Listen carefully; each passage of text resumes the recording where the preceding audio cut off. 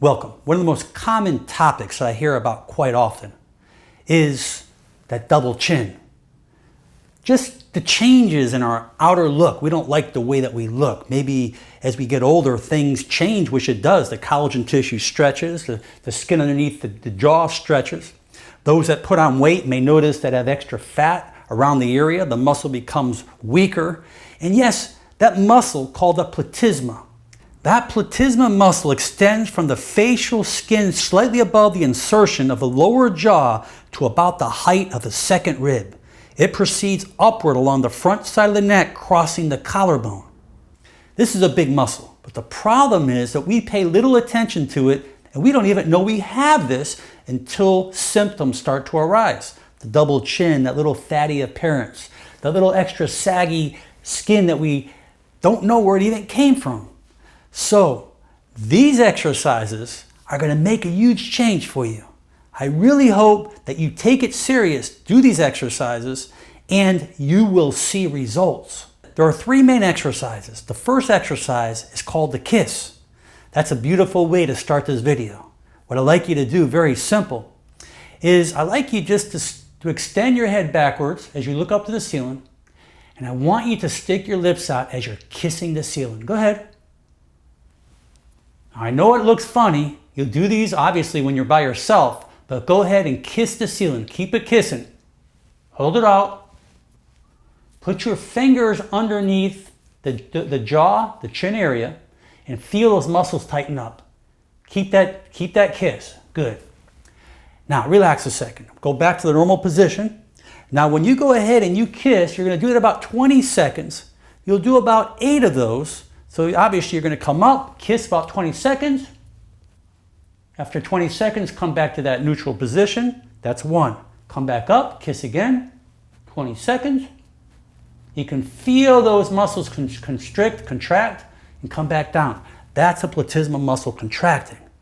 That's your first exercise, but make sure you really look up and you really make those lips touch the ceiling and hold it there. Very important. The second one is very similar to the kiss. We're going to bring our head up and we're going to jut our jaw forward as far as we can bring it. Go ahead and jut the jaw. Good. Feel those muscles constrict, contract. 20 seconds, you're going to come back again. You're going to do it again. That's 1. You'll do about 8 or so of those, and you'll go up, squeeze, jut the jaw, jut the jaw. If you jut the jaw, you feel those muscles really constrict and contract.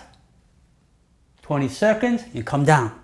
Same basic part as the first exercise, except instead of kissing, you're going to jut that jaw, hold it 20 seconds, bring your head back to the neutral position. That's 1. Do it again. That's 2. Every time after that exercise, bring it back to the neutral position. Now the third exercise, you don't have to look up to the ceiling. You can look at me like I'm looking at you. And what we want to do here is just open our mouth like we're making a big O with our mouth as we're sealing our lips like this. Good. Big as you could, wide as you could. Make a big O with your lips. And as you do it, 20 seconds, grab underneath your chin again and feel those muscles contract, constrict. That's what you're working, that platysma muscle. So you're going to go ahead and open the mouth, 20 seconds. Make a big seal with your lips like this. When you're done, relax, and then you'll do another one. You'll do about 8 repetitions, or maybe 10 repetitions of those.